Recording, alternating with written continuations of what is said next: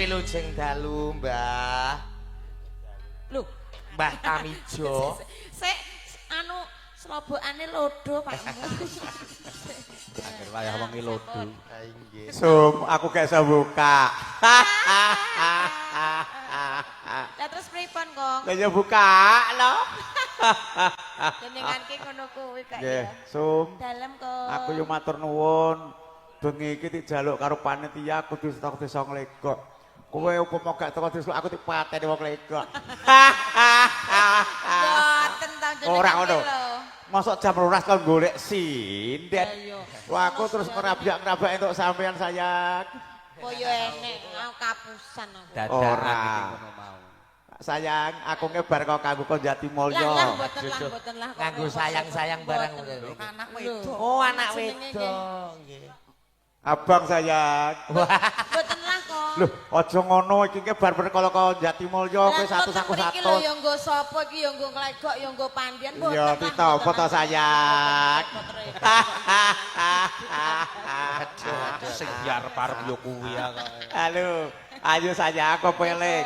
Ngelikne masyarakat doh nglegok. Nggih. Sing wis duwe redana. Ayo nang padha umroh kaya Mbah Kyai. Wah, nggih.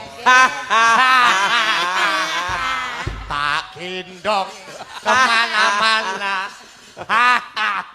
Dalang yoga Nggih, Mbah. sinden. Pripun, Mbah? Penyanyi sing wis duwe rakat dak teko umroh kaya Mbah Kyai sayang. Ya. Lagune napa, Mbah? Papeling. Alah, adene kasih ora tiba. Langsung kendang miring napa? Mathuk nggih monggo. Kowe wis Hah? senjali kowe. Wong wedok iki manut. Wah. Lah wong wedok yo Lah wong wedok niku imam makmum saumpamane wong lanang pripun kula nggih mung saminah wa atona. Waduh, padahal Pripun? sik. Samikna wa Nisa hukum harsum lakum, paktum harikum anasikum. Nisa hukum wedok iku, paktum harikum koyo di Tegal sawah. Digarap esuk nek terusane. Lho. Rungokno Pak. Oh kiai, kiai. Wong wedok niku digarap esuk kenek, sore kenek. bar subuh yo mathuk.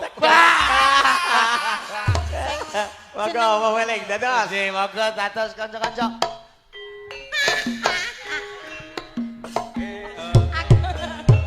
Tengah sayang nak tiba. Nggih, Kong. La ilaha illallah. La ilaha illallah. La ilaha illallah. Muhammad Rasulullah. La ilaha illallah. La ilaha illallah. La ilaha illallah. Muhammad Rasulullah. Wis wantine tak satu elek wong ayu.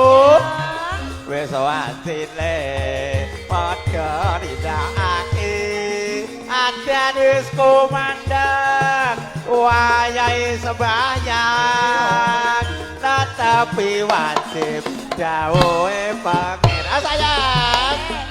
Salat dadi sakaing agama limang wektu kudu tansah dijaga kanthi istiqomah sing Lale. long sampurna yen berjamaah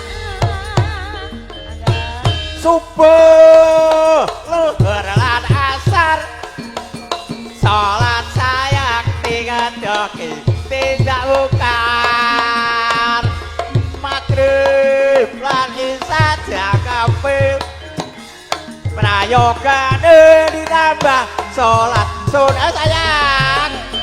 aja sembrono iku perintah agama eling ngono ning donya wong sedelo saben lan tawakan pasrah sengko yen keparang besok munggah swarga La ilaha illallah. La ilaha illallah. La ilaha illallah.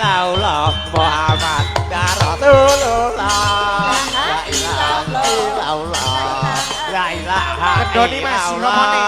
La ilaha illallah Muhammad Rasulullah.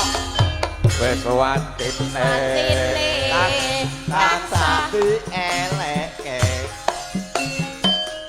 Wis watine padha didakake. Adan wis kumandheng wayahe sembahyang tetapi wajib dawuhe pangeran sayang.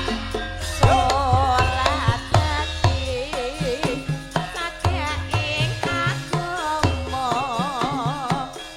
limang wektu kudu tansah dijaga kanthi istiqomah lan sing luwih sampurna yen percaya apa kok Subuh luhur lan asar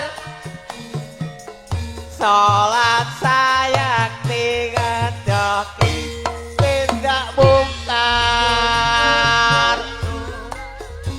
magrib lan isya diangepe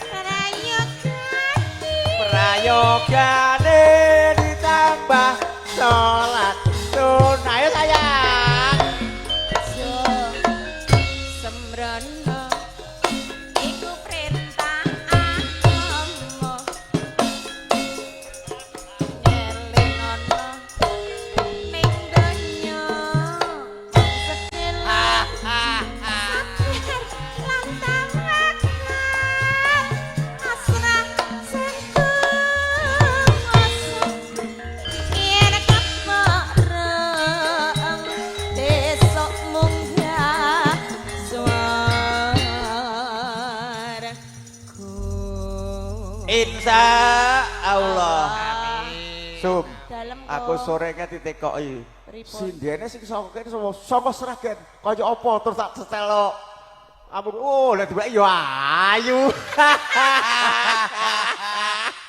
Sindene ayu ya, Bang. Ayu. Nggih tanduk no. Nggih Oh, tanduk campur, kok. campur. Napa no? Wis ketikane. Soale mbah kakku lagune nggo mung setunggal niku. Oh, setunggal niku. Kiai kepeleng ngelikne kawula kabeh nek wis duwe dhuwit tak ada umroh. Nggih. Matur suwun Mas Eko. Nggih, nggih.